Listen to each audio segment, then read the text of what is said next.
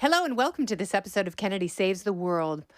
I was looking the other day on the Daily Mail, and there is a buxom woman named Jessica Alves that I recognized with those stunning white teeth and those ice blue eyes.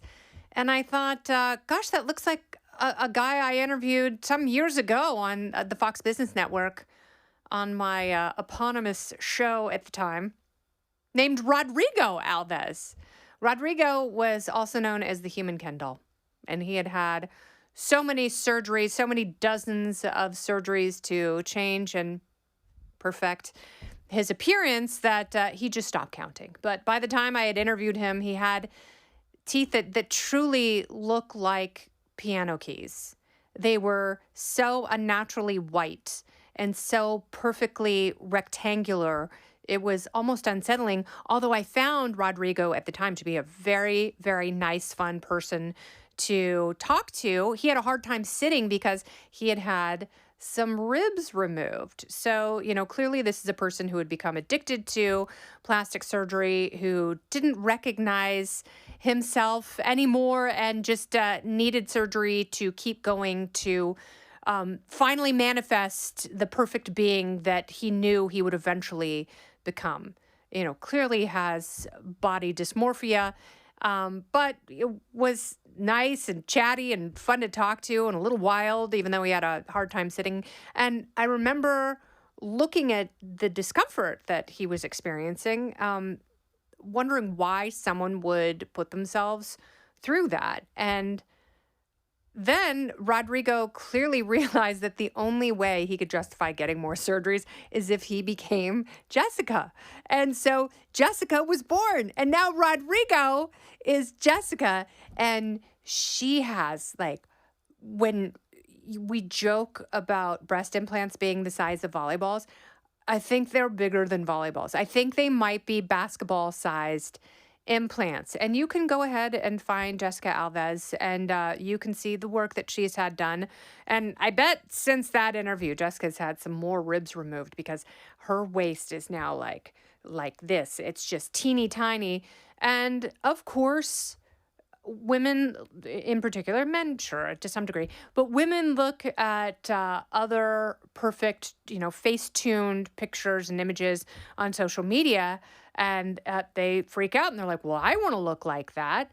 And the idea of perfection has changed over the years, and you have to be kind of careful about it because as more AI moves into porn and people are able to manipulate what they want to see and tailor make these cartoonish avatars, there's no way that the human form will be able to keep up with that because it is a physical impossibility to keep yourself upright if you keep surgically enhancing your dimensions, but also it's very, very expensive and painful.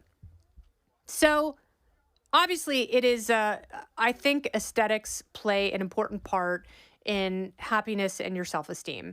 And people who say it doesn't matter, they are lying because it doesn't matter what you look like. Everyone is vain on some level. And particularly if you are in the public eye, people, the first thing they do when they don't like you is they attack your appearance. So there is a lot of pressure on people who are influencers, people who are in media, people who want to be famous, people who just, want to expand their social network and get clicks and likes to look a certain way.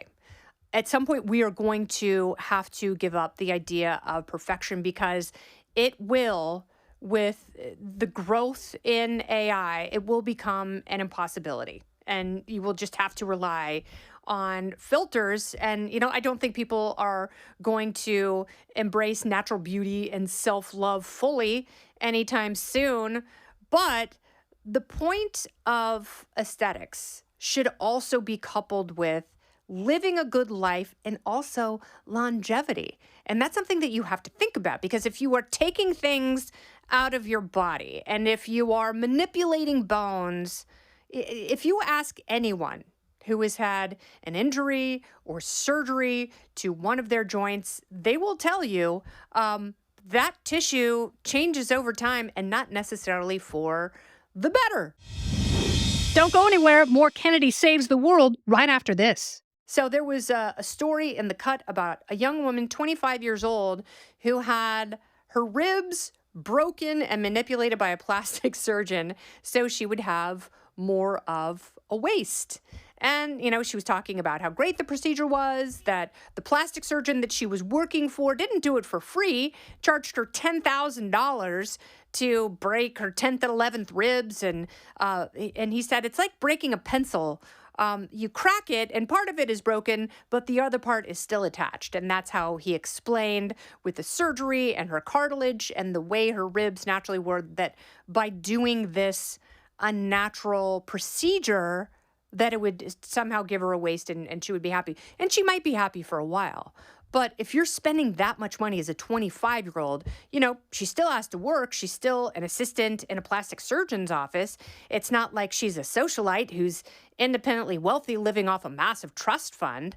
So if you are willing to spend that much of your personal savings, then at some point you're going to find more and more wrong with yourself and more reasons to keep surgically augmenting your body. So, and if you do that, doesn't it make sense that instead of breaking things and taking things out, as Rodrigo, now Jessica, did with the ribs, if you add things, like if you're Kylie Jenner and you add a giant pair of fun bags and it helps you become a billionaire, obviously you can rationalize that on some level, but also if you want to, you can take your implants out at some point. If you put too much filler in your face, like Chrissy Teigen, you can dissolve it.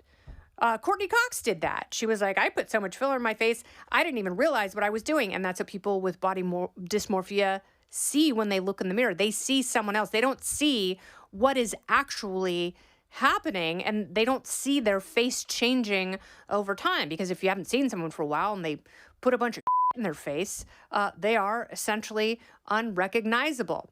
So either we are all going to go down this path and we are all going to pay hundreds and hundreds of thousands of dollars in order to compete with AI sex bots and try and perfect ourselves, whatever that means, to be perfect in someone else's eyes. Because if you are really disfiguring yourself, you don't like what you see to begin with, and you're never, ever going to be satisfied.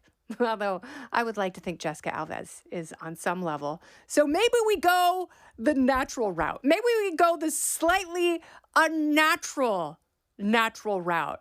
So did you see the new Skims bush thong? Yes, ladies, you can be completely manicured south of the border.